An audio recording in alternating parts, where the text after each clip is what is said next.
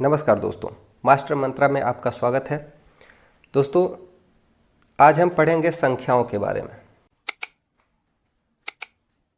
संख्याएं जितनी सुनने में आसान लगती हैं, असल में ये उतनी ही ज़्यादा कंफ्यूजिंग होती हैं। अक्सर कॉम्पिटिटिव एग्ज़ाम्स में, एकेडमिक्स में संख्याओं से रिलेटेड छोटे छोटे क्वेश्चंस पूछ देता है और ऐसे क्वेश्चंस पूछ देता है जिससे स्टूडेंट कंफ्यूज होकर और वो क्वेश्चंस छोड़ देते हैं या फिर गलत करके चले आते हैं। तो आज हम वो सारे डाउट्स क्लियर कर लेंगे। और मास्टर मंत्रा की ये मैथ्स की पहली वीडियो है, तो वीडियो को पूरी देखें। और इस चैनल में इन वीडियोस के माध्यम से मैथ्स की वीडियोस हैं जिसमें बेसिक मैथ्स की क्लासेस मैं दूंगा और हर एक समस्या का समाधान आपका मैथ्स से रिलेटेड होगा। आपकी मैथ्स कितनी भी वीक हो, आपको मैथ्स से कितना भी डर लगता हो, तो आप बिल्कुल सही जगह हैं। आप इस चैनल को सब्सक्राइब करें और वीडियो को पूरी देखें। तो चलिए शुरू करते हैं संख्या से। सबसे पहले संख्याओं को जान लेते हैं। संख्याएं वो होती हैं जो अंकों से बनती हैं। 1,00,000, 1,05,630, अगर ऐसी ये सब संख्याएं होती हैं। अब संख्याओं में सबसे ज़्यादा कंफ्यूजिंग चीज़ें जो आती हैं वो होती हैं प्राकृतिक संख्या, पूर्ण संख्या, पूर्णांक, भाज्य, अभाज्य आदि। बहुत कंफ्यूजिंग चीज़ें हैं जिनको हम लोग बेसिक से समझेंगे। सबसे पहले जानते हैं प्राकृतिक संख्या क्या होती है। प्राकृतिक संख्या या इसको प्राकृत संख्या भी कहते हैं। इसको इंग्लिश में कहते हैं नेचुरल नंबर। नेचुरल नंबर क्या होता है? नेचुरल नंबर वे होते हैं जिनको हम लोग गिनती में प्रयोग करते हैं। अब हम गिनती कहाँ से शुरू करते हैं? हम गिनती शुरू करते हैं 1 से। अगर कोई चीज़ गिनना हुआ तो हम सबसे पहले गिनेंगे 1, 2, 3, 4, ऐसे ही हम गिनती शुरू करते हैं और ये गिनते गिनते अनंत तक चली जाती है। तो इसको हम लोग कहते हैं नेचुरल नंबर या प्राकृतिक संख्या। यानी प्रकृति में जो भी वस्तुएं हैं उनको हम कहाँ से गिनना शुरू करते हैं, वो होती है प्राकृतिक संख्या। दूसरी आती है पूर्ण संख्या।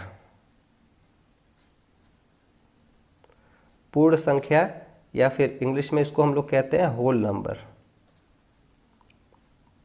पूर्ण संख्या क्या होती है? अगर प्राकृतिक संख्या में जो प्राकृतिक संख्याएं हैं 1, 2, 3, 4 से 5, 6, 7, 8, 100, 200 अनंत तक, इसमें सिर्फ हम लोग शून्य को जोड़ दें, फिर बाकी सारी प्राकृतिक संख्या को लिख दें, तो ये हो जाएगी पूर्ण संख्या। यानी कि प्राकृतिक संख्या में सिर्फ शून्य को जोड़ देने से पूर्ण संख्या हो जाती है। तीसरे नंबर पर आती है पूर्णांक, जिसको इंग्लिश में हम लोग इंटीजर भी बोलते हैं। इंटीजर्स क्या होती है? इंटीजर्स धनात्मक भी होती है और ऋणात्मक भी होती है। यानी कि पॉजिटिव नंबर भी होता है और निगेटिव नंबर भी होता है। जैसे 0, 1, 2, 3, 4, 5 से लेकर -1, -2, -3, -4 से अनंत तक। अब इन तीनों में क्वेश्चंस कैसे बनते हैं? क्वेश्चंस ऐसे बनते हैं कि सबसे छोटी प्राकृतिक संख्या क्या है, सबसे छोटी पूर्ण संख्या क्या है। तो जैसे हम लोग जानते हैं कि सबसे छोटी प्राकृतिक संख्या है 1, सबसे छोटी पूर्ण संख्या है 0 और सबसे छोटी पूर्णांक या सबसे बड़ा पूर्णांक जो कि अनंत होता है और ये ऋण अनंत है, अभी इसको परिभाषित नहीं किया जा सका है, तो सबसे छोटा पूर्णांक अभी परिभाषित नहीं है। लेकिन सबसे छोटी पूर्ण संख्या 0 और सबसे छोटी प्राकृतिक संख्या 1 है। ये हमको दिमाग में रख लेना है। प्राकृतिक संख्या को हम लोग ऐसे रख सकते हैं क्योंकि प्रकृति में हम लोग 1 से ही गिनती शुरू करते हैं। अब आती है भाज्य संख्याएं और अभाज्य संख्याएं। इसमें भी स्टूडेंट्स बहुत ज़्यादा कंफ्यूज होते हैं और एग्ज़ाम्स में गलत करके आ जाते हैं। तो अब हम लोग पढ़ेंगे भाज्य वर्सेस अभाज्य संख्याएं। अब इनमें बहुत बच्चे कंफ्यूज होते हैं। तो सबसे पहले हम लोग जान लेते हैं अभाज्य संख्याएं क्या होती हैं? अभाज्य संख्याएं वे संख्याएं होती हैं जो या तो खुद से कटे, या तो खुद से कटे यानी कि विभाज्य हो, या फिर एक से कटे। और इसके अलावा, इन दोनों के अलावा, वो संख्या खुद से कटने के अलावा और एक से कटने के अलावा किसी अन्य संख्या से अगर कट जाती है तो वो अभाज्य संख्या नहीं होती। जैसे मान लीजिए हम लोग कोई भी उदाहरण ले लेते हैं 7 का। तो मान लीजिए 7 जो है ये 7 से कटेगा और 1 से कटेगा, बाकी ना 2 से कटेगा, 3 से, 4 से, 5 से, 6 से ये नहीं कटेगा। तो अब अभाज्य संख्या शुरू कहाँ से होती है? तो सबसे छोटी अभाज्य संख्या होती है 2। 2 खुद से कटता है यानी कि 2 से कटता है और 1 से कटता है, ये परिभाषा में है। फिर उसके बाद आता है 3, फिर 5, फिर 7, फिर 11, फिर ऐसे ही अनंत तक। फिर दूसरे नंबर पर आती है भाज्य संख्या,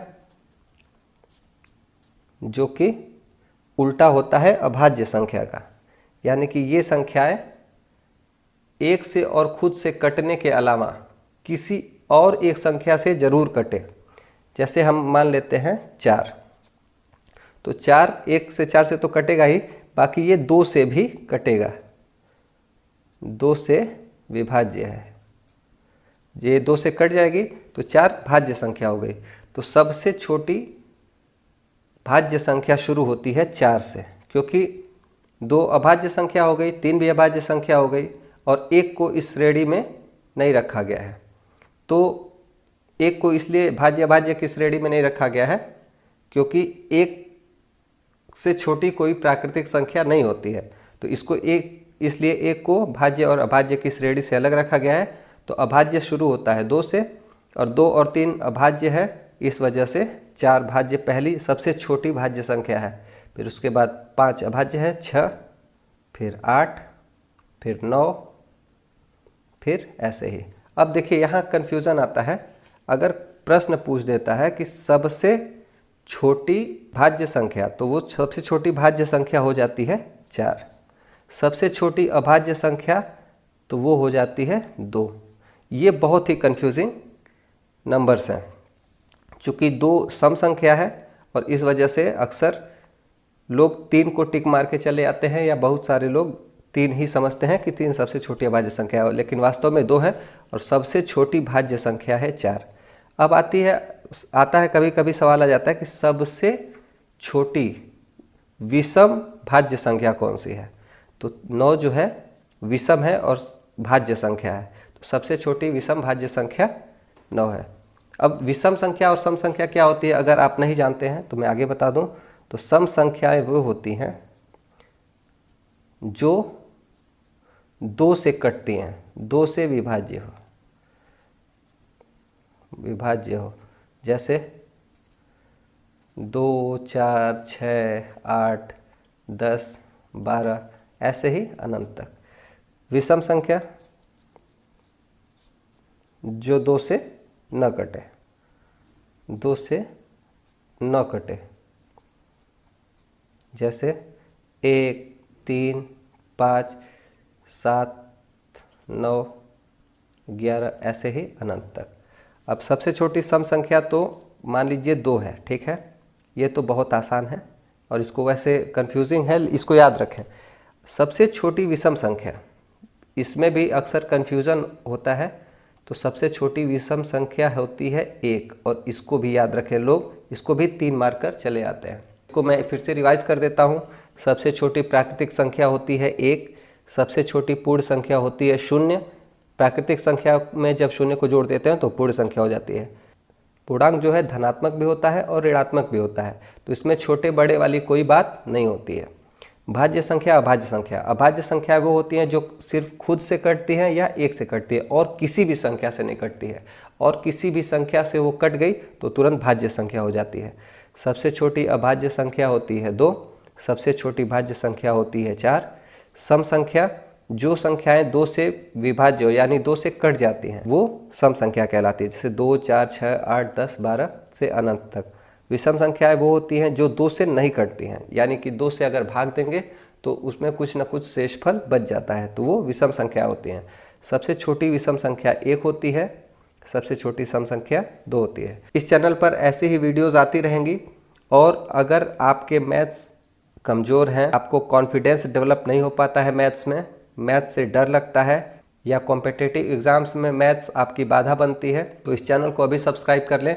इस पर मैथ्स के हर एक टॉपिक को, भविष्य में जो भी टॉपिक आएगा उसको एकदम बेसिक से लेकर आपको बताया जाएगा एकदम शुरू से, और आपकी हर एक समस्या को दूर करने की कोशिश करेंगे। आप कमेंट में अपने क्वेश्चंस को पूछ सकते हैं, अपने डाउट्स को पूछ सकते हैं, मैं उनको सॉल्व करने का या उनको डाउट्स को दूर करने की कोशिश करूंगा। तो चैनल को अभी सब्सक्राइब करें, इस वीडियो को सेव कर लें, इस वीडियो को ज़्यादा से ज़्यादा शेयर करें। बहुत बहुत धन्यवाद।